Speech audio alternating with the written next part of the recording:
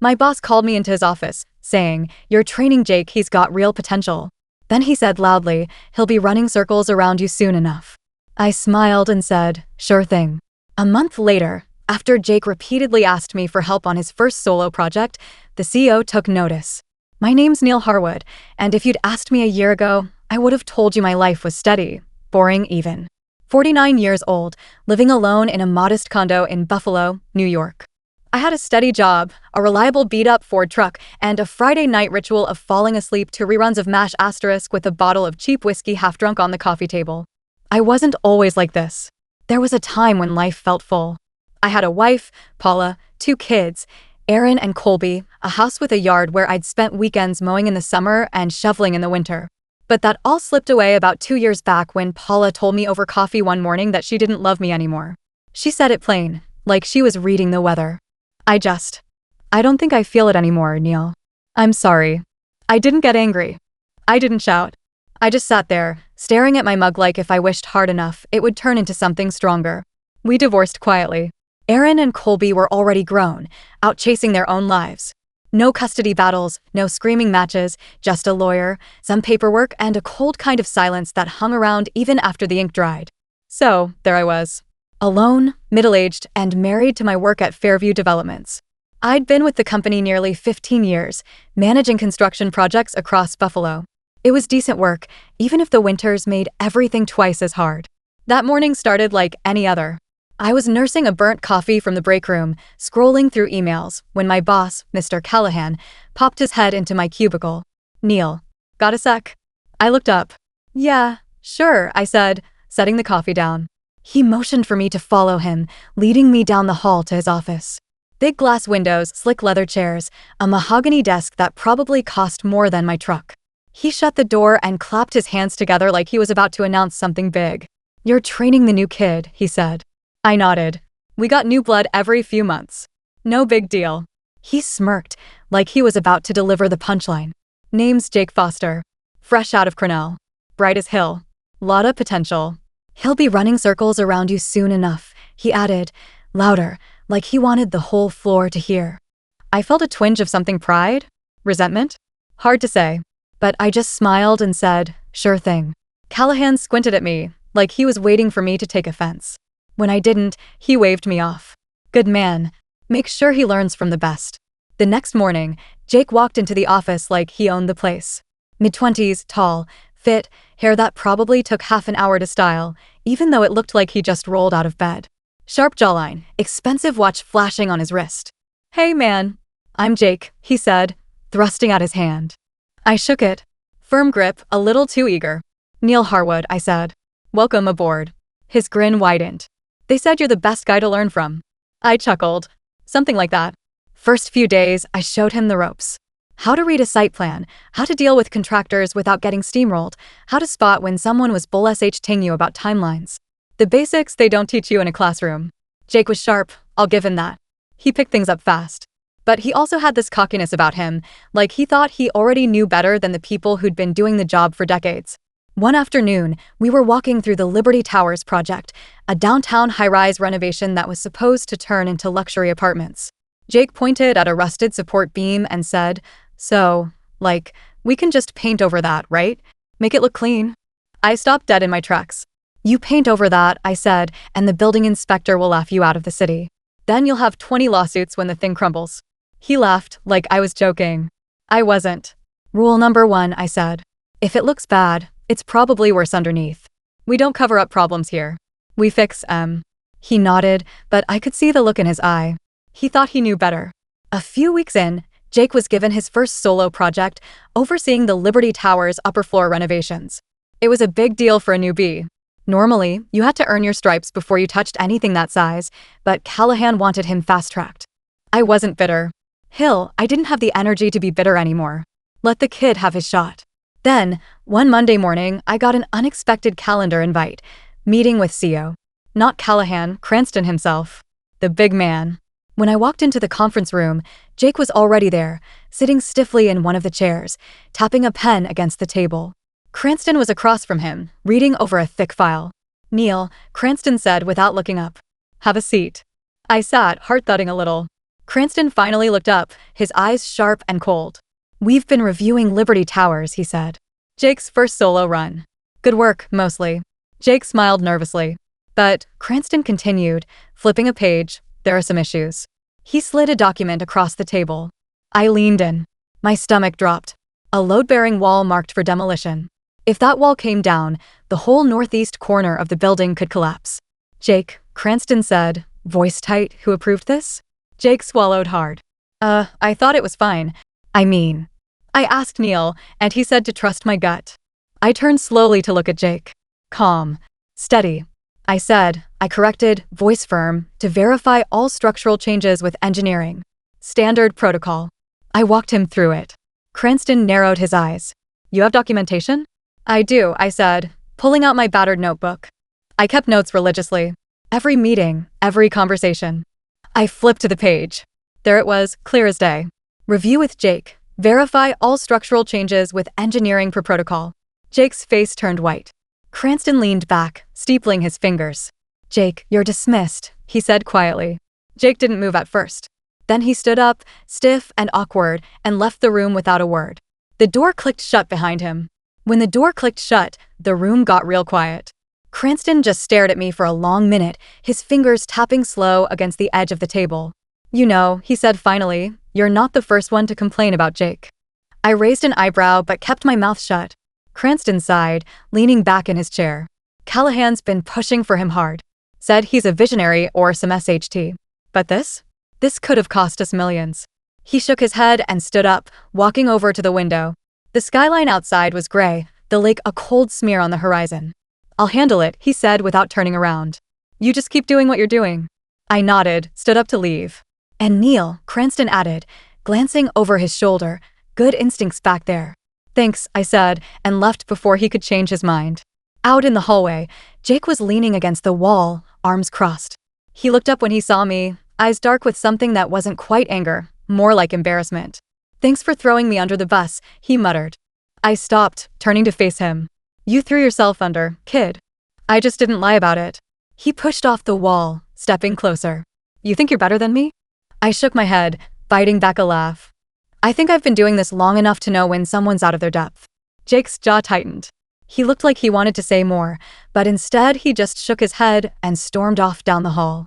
I watched him go, feeling that old familiar knot in my chest, the one that used to show up back when Paula and I were fighting all the time. I didn't like drama. I didn't like fights. I liked quiet, steady work. This was shaping up to be anything but. Over the next few weeks, the office buzzed with rumors. Jake had been pulled off Liberty Towers and reassigned to some menial office work, filing reports and updating spreadsheets. I kept my head down, finished my projects, tried to stay out of it. But trouble has a way of finding you even when you're not looking for it. One Thursday afternoon, around 4 o'clock, Scott popped his head into my cubicle. "Hey," he said, jerking his thumb over his shoulder, "you might want to see this." I followed him down the hall to the break room, where a small crowd had gathered around one of the company laptops. On the screen was an email, one Jake had apparently sent out to half the company. It was a full-blown rant about outdated management, dead-weight employees clinging to their jobs, and a company afraid to take risks.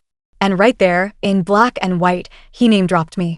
Neil Harwood represents everything wrong with this company. Slow, afraid of change, holding back real progress. The room was dead silent. People shifted awkwardly, glancing at me out of the corners of their eyes. I stared at the screen for a long moment. Then I just laughed. A dry, humorless sound. "Guess he's not over it," I said, and walked out. I thought that would be the end of it. Jake would get fired, maybe blacklisted, and I could go back to my quiet, uneventful life. But life had other plans.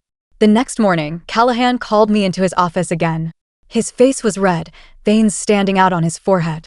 "You see this SHT?" he barked, slamming a printout of the email onto his desk. "I saw it," I said calmly. "You embarrassed me.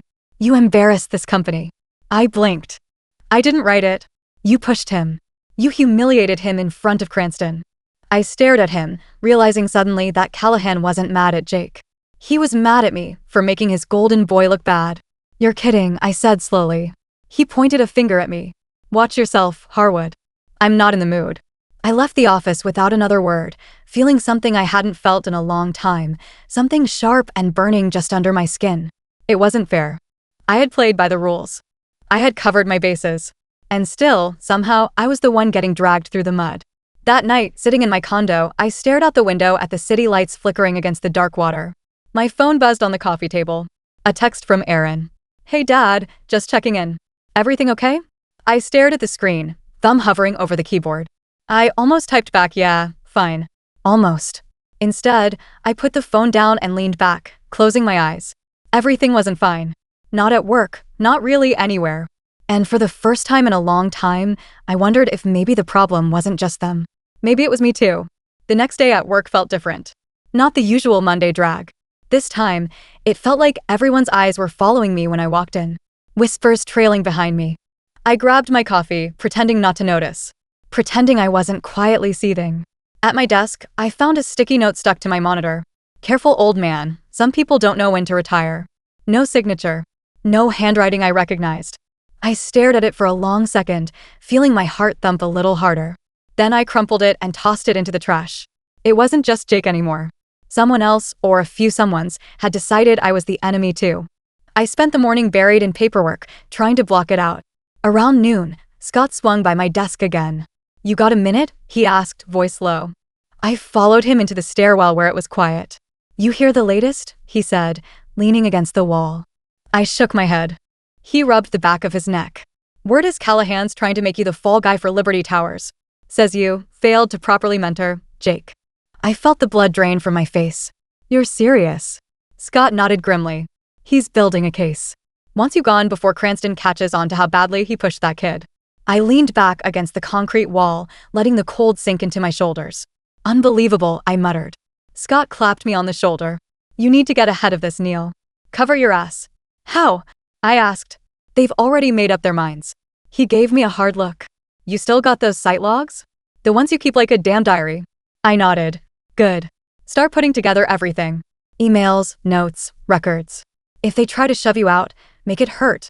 That night, back at my condo, I pulled out the old battered filing box I kept shoved under my bed.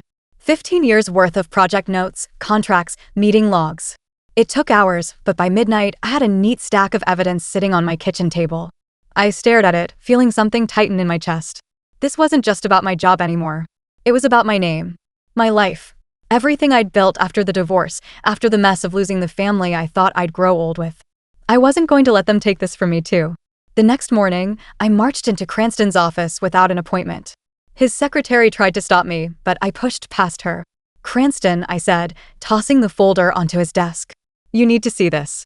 He looked up, eyebrows raised. Slowly, he opened the folder, flipping through page after page. Meeting notes. Emails where I warned Jake to follow protocol. Engineering reports backing up my calls. Everything in black and white. Cranston's jaw tightened. He sat back, lacing his fingers together. "You're telling me Callahan knew about all of this?" "He knew," I said. "And he's trying to pin it on me to save face." Cranston was silent for a long moment. Finally, he said, "Leave it with me." I nodded and walked out, chest tight, hands shaking slightly with adrenaline. I didn't know if I'd just saved my job or signed my death warrant. By Friday, the building was buzzing again, but this time it wasn't about me.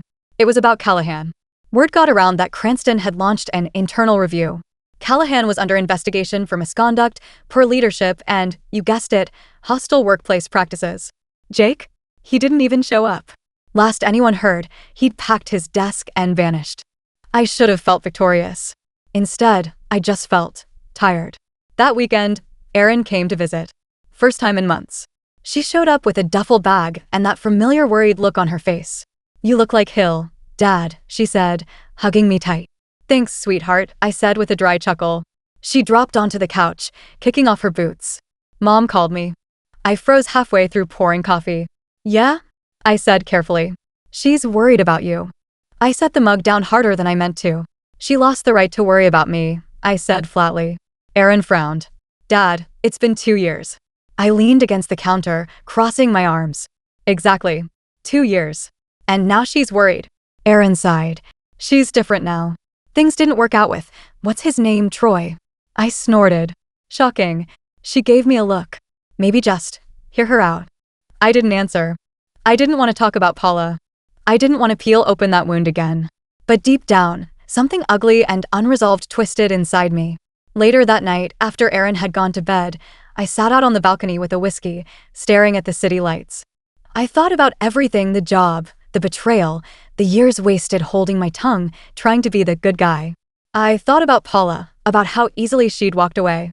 I realized then I'd been living in a holding pattern ever since. Safe, small, afraid to risk anything because I'd been burned before. But playing it safe hadn't saved me, had it?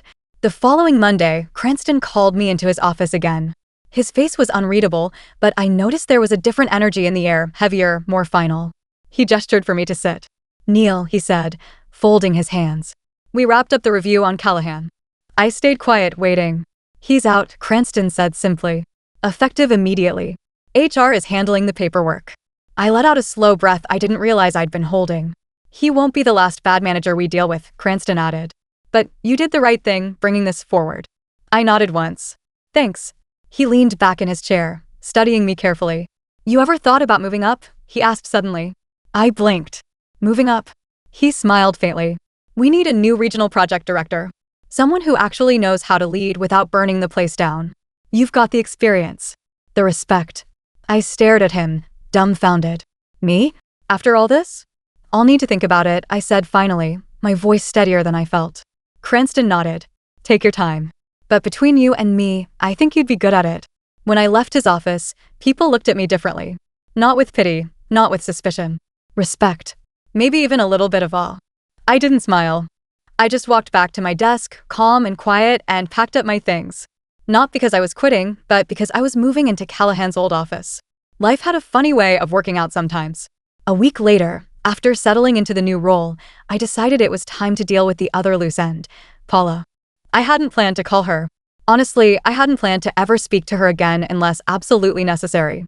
But sitting in my new office, looking out over the lake, I realized I didn't want to carry that bitterness around anymore. I called her that night. She answered on the second ring. "Neil," she said, voice cautious. "Hey," I said. "Got a minute?" A pause. "Of course." We met the next evening at a little diner we used to take the kids to. She looked older, more tired. Not the bright, restless woman who had walked out the door 2 years ago. "Thanks for coming," she said, stirring her coffee nervously. I shrugged. Figured it was time. There was a long silence between us. Finally, she said, "I just wanted you to know. I'm sorry. For everything." I looked at her, really looked at her, and realized I wasn't angry anymore. Just tired. And maybe a little sad for both of us. "I know," I said quietly. Another beat of silence. "I heard about the promotion," she said, trying for a small smile. "You deserve it." "Yeah," I said, sipping my coffee. "I do." She hesitated. "Maybe we could." I shook my head gently, cutting her off. "I'm happy, Paula," I said. "I'm finally good with where I'm at." And I meant it. She looked down, nodding slowly. We finished our coffees, made awkward small talk, and went our separate ways. No yelling, no tears. Just closure. Real, final closure. Back at the condo, Aaron was waiting with a bottle of champagne and 2 cheap plastic cups. "What's this for?" I asked, grinning. She popped the cork, spraying foam everywhere. "To new beginnings," she said, handing me a cup. I clinked mine against hers. "To moving forward," I added. At work, I cleaned house. The people who had whispered behind my back? The ones who thought they could ride Jake's coattails to easy promotions? I didn't fire them, no cruelty, but I reassigned them to the toughest, least glamorous projects. Sites in the dead of winter. Overdue deadlines. Grueling hours. Let them earn their keep the hard way. Meanwhile, I promoted the quiet workers. The ones who didn't play politics, but showed up every day and did their damn jobs right. I built a team that worked hard and treated each other with respect. Fairview Developments started turning projects faster, under budget, ahead of schedule. Cranston took notice. Clients took notice. And as for Jake? Last I heard, he was working part-time for a small landscaping firm out in Amherst. Rumor had it he tried to sue Fairview for wrongful termination and lost. Poetic, really. Some nights, I still sat out on my balcony, looking over the lake, whiskey in hand. But the weight on my chest was gone. I wasn't the same man who had let life happen to him, who took punches and just smiled politely. I was a man who knew what he was worth now. Who stood up when it counted. Who let go of old ghosts and made room for something better. Maybe I'd meet someone new someday. Maybe not. Either way, I was finally living on my own terms. And damn, did it feel good.